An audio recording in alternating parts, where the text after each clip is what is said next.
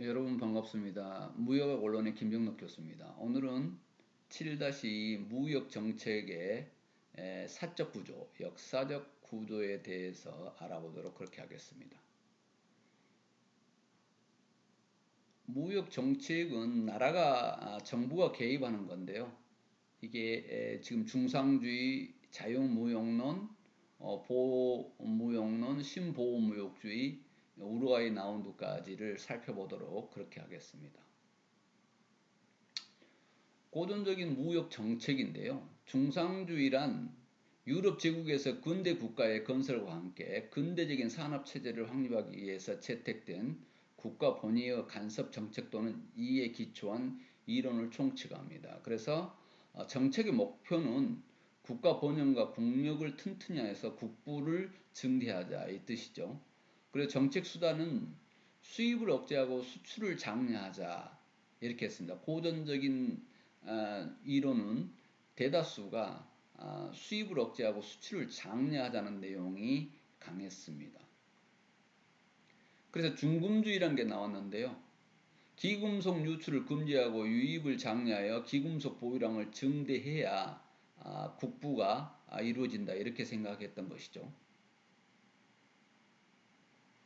그래서 중금주의 정책이 실시되게 되는데요. 중금주의 정책이 실시되게 된 동기는 여러 가지 제도를 확립하는 데는 막대한 경비가 필요했기 때문에 그런데 화폐의 유통이 급격히 이렇게 확대되면서 화폐를 금은을 많이 획득하는 것이 부축적이라고 생각을 했던 것입니다. 그래서 무역 차익론이라는 것이 생겼는데요. 중금적 차원에서 상업적 차원으로 움직입니다. 금은에 대한 직접적인 통제에서 벗어나서 무역을 통한 통제라는 간접적인 방법으로 금은의 유입을 고려했습니다. 산업보호정책인데요.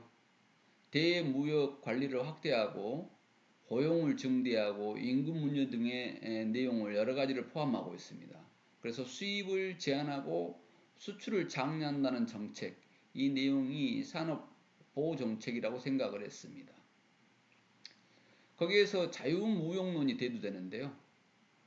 니카도의 비교 생산비 원리에 입각한 국제분업 원리에 의해서 국가의 보호, 간섭, 통제가 없는 자유 국제무역이 모든 국가에 이익이 된다는 이론이었습니다. 여기서 니카도의 비교 생산비 원리는 뭐냐면 생산을 하는데 우위를 점한 나라가 어느 품목에 대한 우위를 점한 나라가 그 품목은 생산하고 A라는 제품의 우위를 점하면 A라는 제품은 가능한 국가에서 하고 B라는 제품이 다른 나라에서 우위를 점한다면 그거 바꾸면 되지 않느냐 하는 비교 생산비 원리입니다. 다음에서 다시 한번 더 설명이 있을 것입니다. 그래서 자유무역론이 나오는데 중농주의의 자유방임론이 나옵니다. 중농주의는 뭐냐면 유럽이 그때 유럽이나 미국이 농업이 발전되기 전에 미국이 발전되기 전에 유럽이 농업이 더 빨리 발전됐습니다. 그래서 프랑스는 농업 중시의 사상 정책을 폈습니다. 그것보다 중농주의 정책이라고 합니다. 18세기죠. 스미스의 자유무역론은 뭐였냐면 국제분업론이었습니다. 그래서 분업의 원리에 의해서 무역의 이익의 발생 근거를 제시했습니다. 그래서 서로 나눠서 생산을 하면 되지 않느냐는 거죠. 자유경쟁론은 자유경쟁을 함으로써 생산 기술을 혁신시키고 경영 방법을 개선하는 데 촉진제 역할을 할 것이다. 그래서 자유경쟁에 이름하는 것이 서로 유익하다 이렇게 봤던 것입니다. 소비자 이익론인데요. 생산자 이익은 소비자의 이익을 침해하지 않는 한도 내에서 고려되어야 한다는 것이죠. 군사상의 특수한 경우를 제외하고는 폐지되어야 한다는 것이었습니다. 그 다음에 고전파 자유무역론인데요.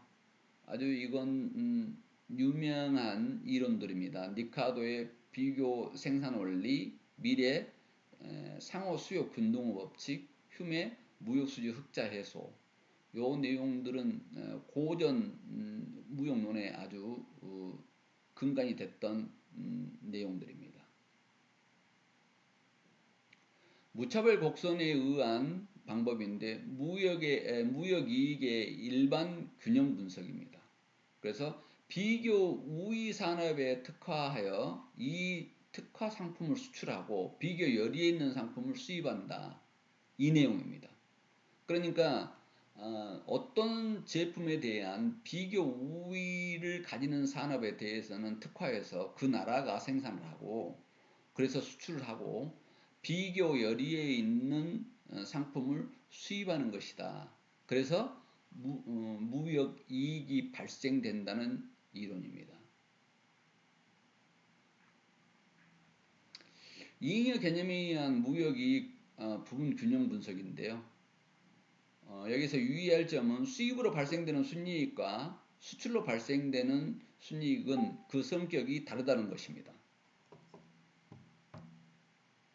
수입의 경우 수입 대체 기업, 그 수입 경쟁 기업의 희생을 통해서 소비자 이익을 얻게 되고 수출 경우에는 국내 소비자의 희생을 통해서 수출 기업의 이익을 얻게 된다는 내용이죠.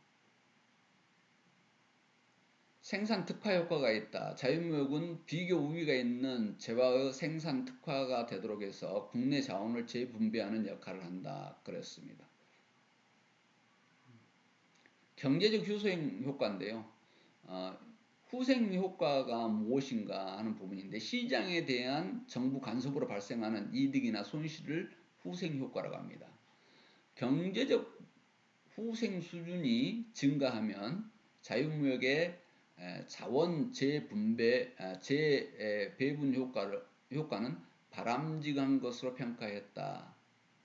그래서 경제적 후생 수준이 평가가 초점이 됐던 것이죠.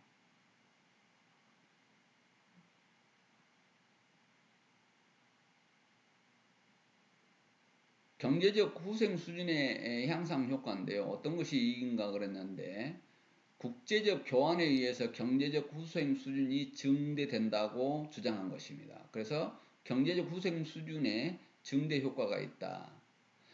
무역의 경제적 후생 효과는 교환 효과가 있고 생산 특화 효과가 있다. 이렇게 생각하면 되겠습니다. 지금 요소 가격 효과인데요. 요소라고 하니까 어려운데 이 앞에 생산이란 말이 들어있다 이렇게 생각하면 되겠습니다. 그래서 생산 요소 가격 효과라고 합니다. 그런데 다 전문적인 용어가 요소 가격 효과로 되어 있는데 차후에도 이해하기 쉽게 하기 위해서 이 앞에 생산자가 들어있다 생각하시면 되겠습니다. 소득 재분배 효과인데요. 무역 전에 노동자의 저임금이 자유무역으로 임금이 상승하게 돼서 소득이 노동자에게 유리하게 재분배되는 것을 말합니다. 이와 반대로 자본가는 임대료가 낮아져서 자본가의 소득이 상대적으로 인하한다 하는 내용입니다. 지금 요소 가격에 대해서 다시 한번 여기서 설명을 해놨는데요.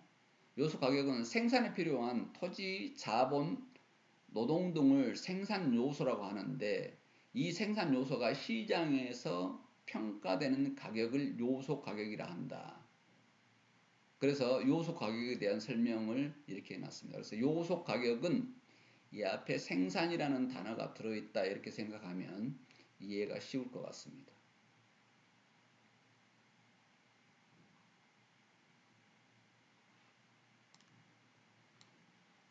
그래서 생산 요소 가격 균등화 효과란 핵시오 오올린 정리의 제2명제인 요소 가격 생산 요소 가격 균등화 명제에 따라서 자유무역은 생산 요소 가격을 균등화시키는 효과가 있다. 이 내용은 자유무역을 하다 보면 생산 요소 이동과 동일한 효과가 있다는 것이 지금 핵시 어울린 정리의 명제입니다. 자유무역론에 대한 비판이 나오기 시작한데요. 지금 이 내용이 우루과이 라운드까지 가기 때문에 조금 요약해서 빨리 나가도록 그렇게 하겠습니다. 여러분들 강의 듣는데 비대면 강좌라 힘드니까 조금 빨리 뺄게요. 교재가 충분한 내용은 설명이 되어 있기 때문에. 자유무역론에 대한 부정적인 견해가 있었는데요. 비현실적인 가정에서 전개됐다는 것이고, 두 번째는 각국의 경제적인 여건에 따라서 특화가 이루어지고 각국 산업 구조와 무역 패턴이 결정한다. 무역 이익이 개발도상국에서 선진국으로 이전된다 하는 내용이 부정적인 내용이었습니다. 유치산업 보호론인데요. 이건 어느 나라나 하고 있는 내용입니다. 그 나라가 한 나라가 자기 나라가 발전시키거나 보호하고자 하는 유치산업 보호론입니다. 수입 대체 산업의 보호를 통해서 경제 발전을 도모할 수 있다는 점입니다. 국제수지 개선론인데요. 수입 초과 현상에 의해서 초래되는 만성적인 국제수지 적자를 해소하기 위해서 보호무역이 필요하다고 주장한 것입니다. 국제수지란 무역에서 수입과 수출에서 이루어지는 이익과 손해 난 부분에 대한 장부를 이야기하는 것이죠. 쉽게 말하자면 그렇습니다. 무역조건 개선론인데요. 개발도상국은 교역조건 악화를 통한 소득의 감소를 방지하기 위해서 자유무역보다 공업화를 위한 보호무역 정책을 실시를 하려 합니다. 스톨프와 사미엘스는 보호무역과 실질임금이란 논문에서 높은 임금을 받고 있는 미국 노동자의 실질임금 수준이 임금이 낮은 국가와 자유무역을 통해서 점진적으로 하락하기 때문에 이를 방지하기 위해서 보호무역이 필요하다 이렇게 주장을 했습니다. 왜냐하면 다른 나라에서 저임금으로 생산돼서 들어오기 때문에 미국 자국의 근로자가 불리하다는 것이죠. 그래서 보호무역이 필요하다고 주장을 합니다. 재화시장 왜곡론인데요. 시장 기능의 불안전성에 의해서 시장 기능의 실패는 가격 기구에 의해서 자원이 효율적으로 분배되지 않아 최적 상태가 달성되지 않다고 보는 것입니다. 조세를 통한 보조금 정책, 지금 보조금 정책을 통해서 재화의 시장 가격과 사회 한계 비용 격차를 해소하는 것이 최선의 정책이다 이렇게 했는데요. 공산품 생산에는 보조금을 지급하고 농산품 생산에는 조세를 부과하여 국내 재화 생산에서 한계 변형률을 국제 가격과 일치시키면서 새로운 왜곡을 초래하지 않도록 하는 것이다 이렇게 정리를 했습니다. 특정 산업 진흥과 자급자족론인데요. 자급자족은 단어 그대로입니다. 국내 생산량을 증가시켜서 자급자족을 실현하기 위하여 보호무역 정책을 실시해야 한다는 주장입니다. 자급자족론의 근거는 경제적 요인에 의해서보다 정치적 입장에서 국방 입장에서의 주장이라고 봐야 됩니다. 그래서 경제적으로 따졌을 때는 비교 우위로 저렴하게 생산한 나라에서 가져온 것이 유리한데 이건 정치적 입장이나 나라 안위를 위한 국방 입장에서 주장했던 내용이라고 볼 수 있습니다. 신보호무역주의가 대두되는데요. 이건 이제 보호무역주의에서 신보호무역주의인데 예전 보호무역주의는 개발도상국에서 이루어졌던 내용인데요. 신보호무역주의는 선진국이 주도하는 무역주의 강화입니다. 이 내용에 다음에서 설명이 나오겠습니다만은 지금 미국 경제가 후퇴되고 국제 경제가 다극화되는데 미국이 신보호무역주의를 앞서서 하는 것은 자국민의 지금 공산품이나 미국이 선진국에서 그런 것을 많이 생산할 것 같았는데 그것도 하지만 의외로 미국이 농산물이 발전이 되어 있습니다. 그래서 자기 농산물을 생각을 해야 된다는 것이죠. 그래서 석유 파동에서 경기 침체가 되고 무역 규모가 축소되고 지금 스태그플레이션에 직면하는데 스태그플레이션이라고 하는 것은 경제 성장 속에서 물가 상승이 동시에 발생하고 있는 상태를 스태그플레이션이라고 합니다. 그래서 경기 침체 고실업이 나타나면서 이런 내용이 나오죠. 미국 등 주요 선진국들이 비교 우위를 상실한 국내 사양 산업을 보호하기 위해서 신보호 무역주의를 주장합니다. 그래서 미국의 지금 농산물이 사양 산업으로 가고 있어서 그걸 보호하기 위해서 신보호 무역주의를 주장하죠. 거꾸로 개발도상국이 아닌 선진국에서 보호무역 정책을 쓴 것을 신보호무역주의다 이렇게 보면 되겠습니다. 집중호우식 수출로 인한 수입국의 시장을 교란한다. 그리고 국제수지 불균형 심화가 되는데 수입 제한과 수출 확대 조치로 이어져서 외국과 무역 마찰이 생기기 시작합니다. 관세 장벽이 무용화되는데요. 이 관세 장벽은 관세로 커버를 했는데 아주 어려운 비관세 장벽 위주의 보호 무역 정책을 쓰기 때문에 관세하고 아무 상관없어서 아주 교란스럽게 무역을 만들어 놓는 것입니다. 이것이 비관세 장벽이죠. 비관세 장벽을 다시 이야기하면 관세 장벽을 제외한 모든 방법의 장벽을 비관세 장벽이라 이렇게 생각하면 되겠습니다. 신보호무역주의는 조금 전에 이야기했던 대로 선진국에 의해서 주도가 됐습니다.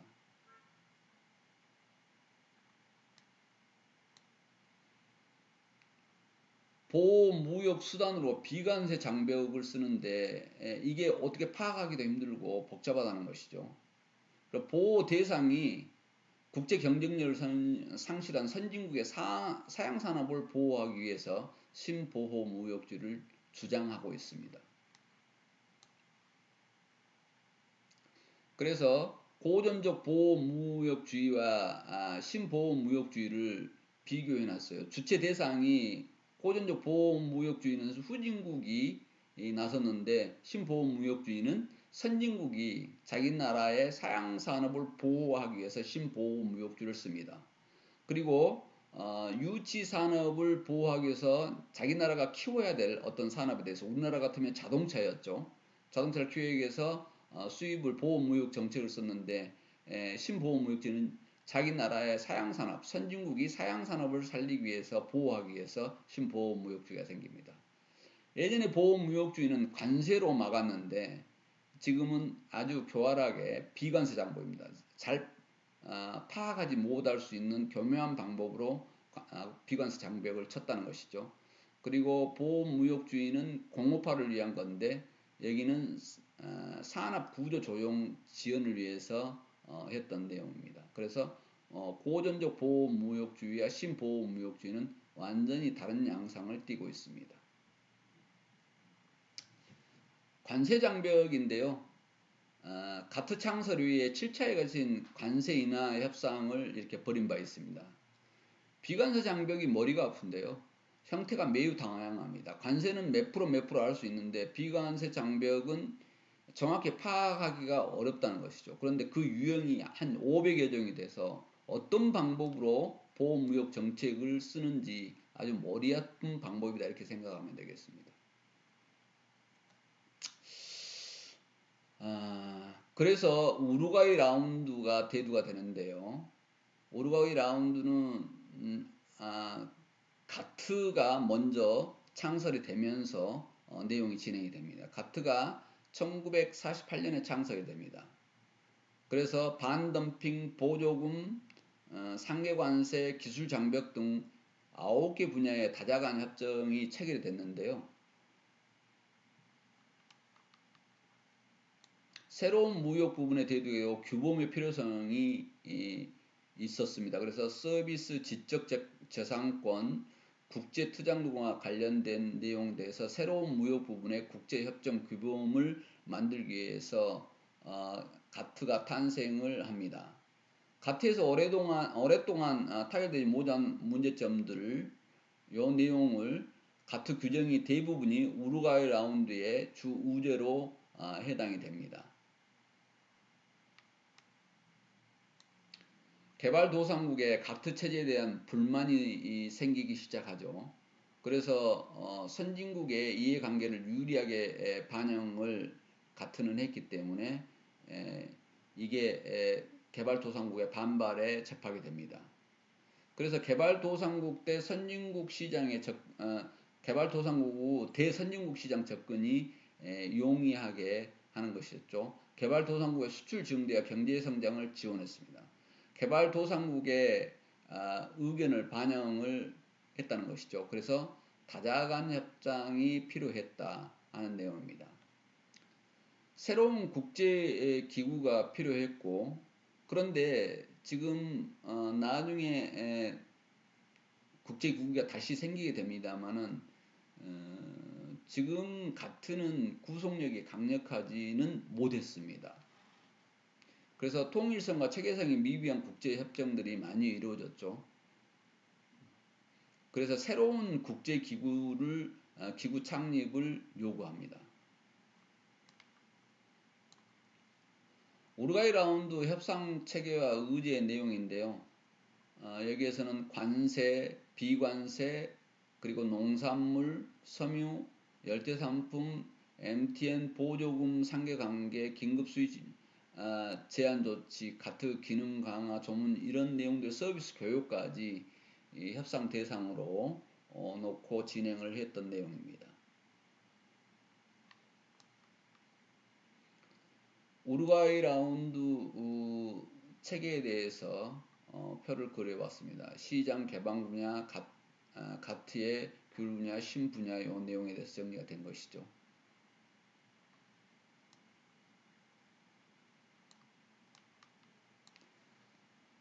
우루과이 라운드 추진경인데요. 선진국 전체의 논의로 확산됐고 온건 개도국의 지지를 받게 되는 단계에 이르릅니다. 그리고 강경 개도국도 뉴 라운드의 개최에 찬성을 하고 우루과이 라운드 출범시키는 단계가 됩니다. 개도국들이 지지를 했죠. 우루과이 라운드 진행 경위에 대해서 날짜별로 이렇게 정리를 했습니다. 오늘은 7-2 무역 정책의 역사적 구조에 대해서 설명을 했습니다. 다음